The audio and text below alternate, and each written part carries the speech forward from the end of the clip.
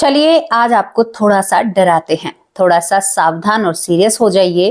क्योंकि डराना क्यों है कि आप सोचिए कि आपकी शादी हुई हो, शादी की वो पहली रात हो जिस रात में आप अपने पति के साथ वक्त गुजारती हैं। अब उस रात अपने पति के पास आप सोई हुई हो और रात को करीबन 2:30 बजे आपकी आंख खुले। आंख खोलते ही आप महसूस करें कि आपको किसी ने दबा रखा है। ना तो आपके हाथ उठ रहे हैं, ना आपके पैर उठ रहे हैं, और तभी आपको कोई महिला जिसका चेहरा बहुत ही बुरा हालत में हो, वो महिला नजर आए और वो महिला आपकी तरफ अजीब तरीके से हंसे और हंसते हंसते आपके पति की बगल में आकर सो जाए, तो आपको कैसा लगेगा? आपको वो डराए तो वो रात आपकी कैसी होगी, मुझे जरूर बताना। रात के 2:30 बजे का वक्त आपको मैं बता रही हूँ। दोस्तों, ऐसा ही एक वाक्य घटता है यहाँ पर झापा की रहने वाली सुनीता के साथ। उन्होंने जब ये सारी चीजें बताई तो मैं भी हैरान हो जाती हूँ, क्योंकि हम अपने चैनल के माध्यम से नेगेटिव एनर्जी के बारे में बात करते हैं, मृत्यु के बाद क्या होता है, पुनर्जन्म के बारे में बात करते हैं, किसी चमत्कार के बारे में बात करते हैं, संतों की भूमि के बारे में बात करते हैं, अपने वंदे मातरम भारत की बात करते हैं, भारत की सत्य सनातन संस्कृति के बारे में बात करते हैं। तो फिर भैया हम और चैनलों की तरह तो आपसे नहीं कह सकते कि भैया हम इन चीजों को नहीं मानते हैं। ये सारी चीजें होती हैं, जिस चीज का नाम है वो चीज तो जरूर है और अवश्य है। अब दोस्तों, इस घटना को आपको जानना है, क्या हुआ पहली ही रात, ऐसा क्यों हुआ, कौन थी वो महिला जो खिड़की पर पीली साड़ी पहनकर खड़ी हुई है और एक लड़की को बहुत ही ज्यादा डरा जाती है, इतना डरा जाती है कि वो लड़की या वो महिला बीमार हो जाती है। दोस्तों, इस घटना को पूरा जानना है तो आपको हमारे साथ नेपाल के झापा में चलना होगा। नेपाल के झापा में एक परिवार रहता है जिसमें एक अनिल नाम का लड़का रहता है। अनिल से करीबन 1 किलोमीटर दूर सुनीता नाम की लड़की का घर रहता है। सुनीता अलग जात की थी और अनिल अलग कास्ट का था। तो यहाँ पर ये दोनों एक दूसरे से मिलते हैं और दोनों के बीच में प्रेम हो जाता है। अब प्रेम हो जाता है तो ये दोनों पहले घर वालों की मर्जी लेना चाहते हैं। जब घर वालों की मर्जी ली जाती है तो घर वाले स्पष्ट रूप में कह देते हैं कि भाई हम आपके इस प्यार को स्वीकार नहीं करेंगे, समाज में हमारी थू-थू होगी। तो यहाँ पर अनिल ने कहा अपने माँ बाप से कि आप हमारे प्यार को स्वीकार नहीं करेंगे, लेकिन शादी तो हम जरूर करेंगे। हमारे पिछले अगले कर्मों का कोई खेल है। मुझे सुनीता बहुत पसंद है और मैं सुनीता को नहीं छोड़ सकता। दोस्तों, यहाँ पर दोनों जने 2012 में बिना माँ बाप की मर्जी के कोर्ट मैरिज यानी शादी कर लेते हैं। शादी करके दोनों पति पत्नी अनिल और सुनीता अलग रहने लगते हैं परिवार से। धीरे धीरे वक्त निकलता है, घर वालों को महसूस होता है कि अकेला बेटा है, अगर स्वीकार नहीं करेंगे तो फिर गलत बात होगी। यहाँ पर अनिल के घर की परिस्थिति बताऊं, एक घर है, 4-5 उसमें कमरे हैं, घर अलग थलग बना हुआ है, घर के आसपास बहुत कम लोग रहते हैं। कुछ लोग गांव से बाहर निकलकर खाली जगह पर घर नहीं बनाते हैं, इस तरह से इनका घर होता है। अब यहाँ पर 2013 में अनिल के जो माता पिता होते हैं वो अपने बेटे और बहू से बात करते हैं, यानी सुनीता से, और कहते हैं कि देखो बेटा, हमारा एक लौता बेटा है, हम नहीं चाहते कि हमारा लौता बेटा हमसे ऐसे अलग रहे। हम तुम्हारे इस प्रेम विवाह को, तुम्हारी इस प्रेम कहानी को स्वीकार करते हैं, लेकिन हमें हमारा बेटा वापस लौटा दो और बेटे के साथ में हमें बहू भी चाहिए। तुम दोनों मेरे घर में प्रवेश करो, मैं तुम्हें बहू के रूप में स्वीकार करना चाहती हूँ। परिवार जब बातें करता है तो परिवार की बातों से ये पति पत्नी सुनीता और अनिल दोनों सहमत हो जाते हैं और सहमति के साथ दोस्तों यहाँ पर 2013 में ये उस घर में प्रवेश करते हैं। ननद आती है, ज्यादा रिश्तेदारों को बुलाया नहीं जाता है, केवल ननद आती है जो अनिल की बहन होती है। घर में साफ सफाई होती है, एक कमरा साफ किया जाता है यहाँ पर सुनीता और अनिल के लिए, क्योंकि भाई वो इस घर में पहली बार आने वाले हैं। सुनीता अपने पति के साथ, अनिल के साथ उस घर में प्रवेश करती है और प्रवेश करते ही जो कमरा साफ किया गया था वो कमरा उन दोनों को दे दिया जाता है। दोस्तों, यहाँ पर जो सुनीता होती है उसकी तो अपनी ससुराल में पहली ही रात थी। अब दोनों पति पत्नी जब आराम करते हैं तो गर्मियों के दिन थे, इन दोनों को बहुत तेज गर्मी लगती है। जब दोनों को गर्मी लगती है तो गर्मी के साथ साथ ये दोनों अब एक फैसला लेते हैं कि जमीन और फर्श बहुत ठंडा है, क्यों ना हम फर्श पर ही लेट जाएं। अब यहाँ पर सुनीता को 2 दिन से बुखार आ रहा था, उसकी तबीयत खराब थी, उसके पेट में भी गड़बड़ थी। अब रात को करीबन 12:30 बजते हैं। सुनीता अपने पति से कहती है, अनिल से, कि सुनो जी, मुझे तो बहुत परेशानी हो रही है, मुझे सोच के लिए जाना है। पति कहता है कि हमारे यहाँ तो बाहर ही जाते हैं, क्योंकि चारों तरफ जंगल ही जंगल है। वो कहती है कि क्या बात कर रहे हो, मैं कहाँ पर जाऊं? वो कहता है कि चलो मैं तुम्हारे साथ माँ को भेजता हूँ। और अनिल जो होता है अपनी माँ को जगा कर कहता है कि माँ, सुनीता को बहुत ज्यादा परेशानी हो रही है, आप सुनीता को सोच के लिए बाहर लेकर जाओ। माँ करीबन अपनी बहू को बाहर ले जाती है। बाहर ले जाकर यहाँ पर जो सुनीता होती है वो सोच करने लगती है। तभी उसके कान पर एक आवाज आती है। आवाज क्या होती है कि मानो किसी ने कान पर आकर फूंक मार दी हो। अब वो ऐसी लग रही थी कि मानो किसी ने एकदम से। तो वो कहती है कि माँ, मुझे तो ऐसा लग रहा है मेरे पास कोई खड़ा है। सास कहती है कि बेटा मैं यहीं पर तो खड़ी हूँ, तुझे डरने की क्या बात है? वो कहते हैं कि जल्दी चल, रात के 12:30 बजे हैं और इस वक्त बाहर रहना ठीक नहीं है। यहाँ पर सुनीता को जल्दी से उसकी सास घर ले जाती है और सुनीता जाकर अपने पति के पास विश्राम करती है। पति के पास जब आराम करती है, आराम जैसे ही करती है तो दोस्तों वो दोबारा सो जाती है। सोने के बाद एकदम से सुनीता की आंखें खुलती हैं और करीबन उस वक्त 3 से कम और 2.5 से ज्यादा वक्त हो रहा था। वो देखती है कि उसका शरीर उठ नहीं रहा है, उसके हाथ पैर उठ नहीं रहे हैं और वो पति को जगाने की कोशिश करती है। तभी उसकी खिड़की पर आंखें पड़ती हैं। खिड़की पर देखती है तो वो बिल्कुल कोशिश करती है, लेकिन वो जबान से भी नहीं बोल पाती है। और खिड़की पर एक पीली साड़ी पहने हुए एक महिला बहुत डरावने चेहरे की वहां पर खड़ी हुई होती है।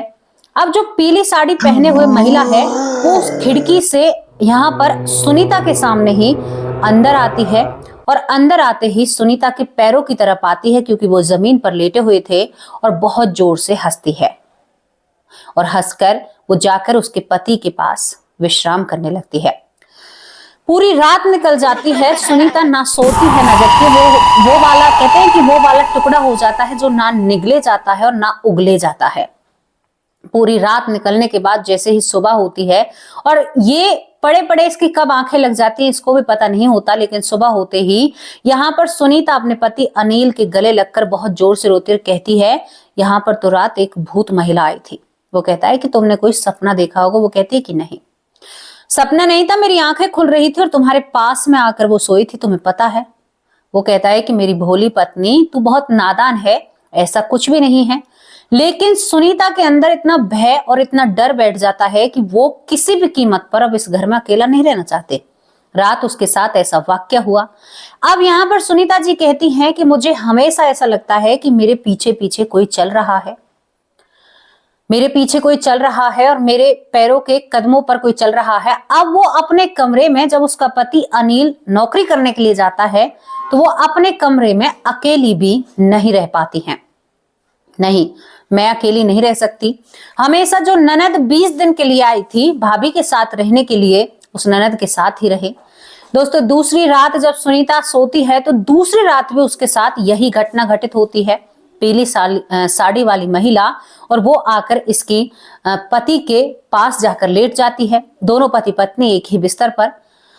ये सब कुछ क्या हो रहा था सुनीता को कुछ समझ में नहीं आता है। वो घबरा जाती है, पसीनों में तरबतर, और कहती है कि आप मेरी बात को माने या ना माने, इस घर में कुछ ना कुछ है, कोई मुझे बहुत परेशान कर रही है, कोई ऐसी चीज है, कोई महिला है और मुझे बहुत दुखी और परेशान कर रही है, अब बर्दाश्त से बाहर है। और यहाँ पर दिन पर दिन जो सुनीता है वो पीली पड़ने लगती है, यानी वो बहुत कमजोर होने लगती है।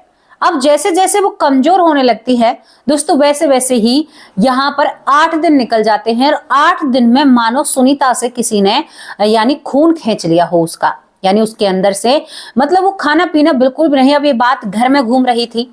सास अपनी बहू को समझाती है कि बेटा ऐसा कुछ भी नहीं है, आप चिंता मत कीजिए, ऐसी कोई बात नहीं है।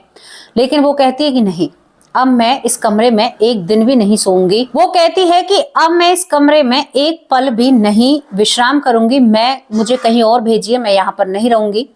तो यहाँ पर उसका पति कहता है कि चलो दीदी 2-4 दिन में चली जाएगी, चलो दीदी के पास आराम करते हैं। अब दोनों ननद भाभी जमीन पर सोती हैं और पति बेड पर सो जाता है।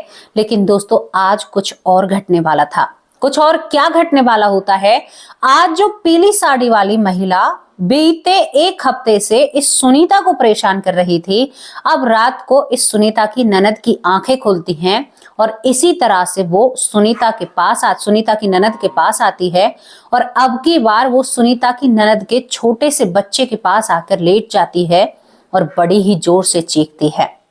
सुनीता की ननद एकदम बैठी हो जाती है और कहती है कि ये क्या है भैया, यहाँ पर कोई महिला है। वो कहता है कि अब तक तो तुम्हारी भाभी ही कह रही थी, अब तुम भी कह रही हो। वो कहती है कि भाभी झूठ नहीं बोल रही थी, कोई महिला है और यहाँ पर आई है। सुबह होती है, पूरे परिवार में इन सारी चीजों के ऊपर बातचीत की जाती है। दोस्तों, जब सारी चीजों के ऊपर बातचीत की जाती है तो घर वाले एक नतीजे पर पहुंचते हैं। आज बेटी ने कहा है तो सबने सुन लिया।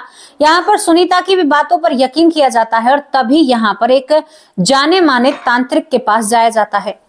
दोस्तों, कहते हैं कि दिन के वक्त भी सुनीता और सुनीता की ननद को वो महिला पीली साड़ी में अब नजर आने लगी थी। तांत्रिक वहां पर जाकर इन दोनों महिलाओं को और यहाँ पर सुनीता की ननद के बच्चे को जो गोद में था उसे लेकर बैठते हैं और तांत्रिक बहुत जाने माने थे। तभी वो कुछ ऐसा करते हैं और कहते हैं कि अरे, तुम्हारे घर में तो एक तड़पती हुई माँ का साया है। वो कहते हैं कि कौन सी तड़पती हुई माँ? वो कहते हैं कि वो गर्भवती थी और छत से गिरने के कारण उनकी मृत्यु हुई थी। अब यहाँ पर जब ये बात माँ सुनती है तो वो कहती है कि हमारे घर में तो कोई ऐसी मृत्यु नहीं हुई।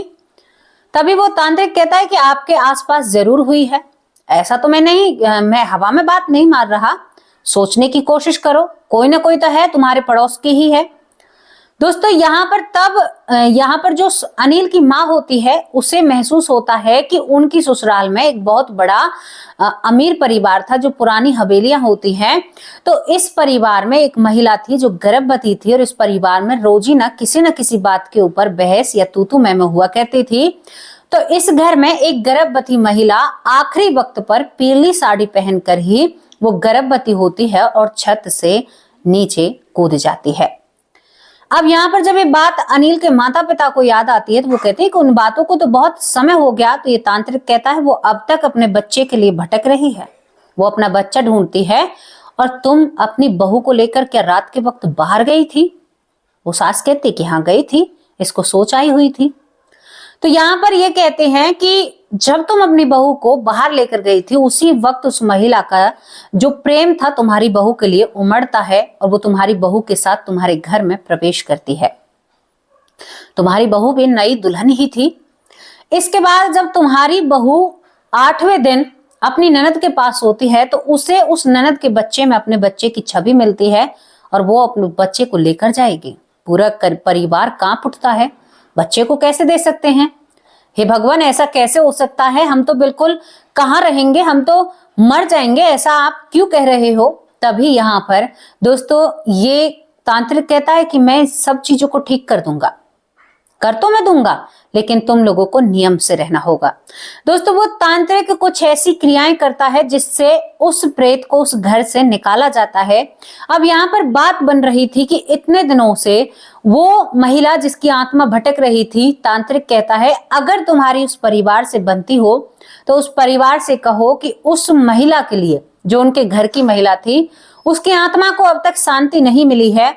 उस महिला के लिए तुम एक काम करो, उस महिला के लिए उन लोगों से कहो यज्ञ कराएं और यहाँ पर भागवत का पाठ कराएं ताकि उनकी आत्मा को शांति मिल चुके।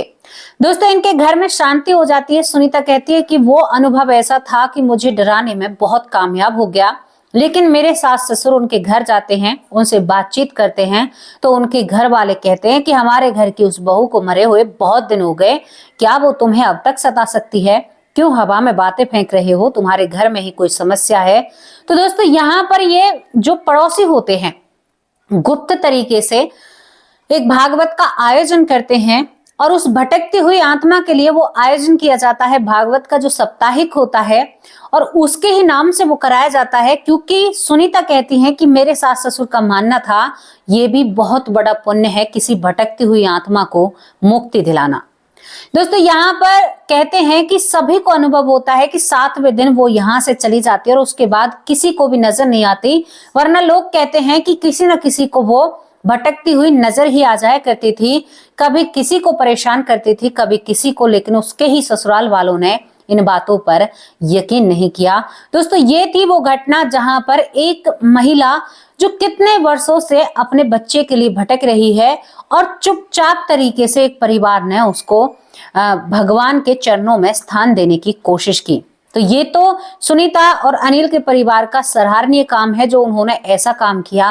दोस्तों, कुछ चीजें हमारी ऐसी होती हैं कि जब हम मदद करते हैं, हालांकि किसी को बिना बताकर करते हैं, तो वो चीजें बहुत ही महत्वपूर्ण होती है। अब आपको ये घटना कैसी लगी, इसके बारे में अपनी राय जरूर रखना।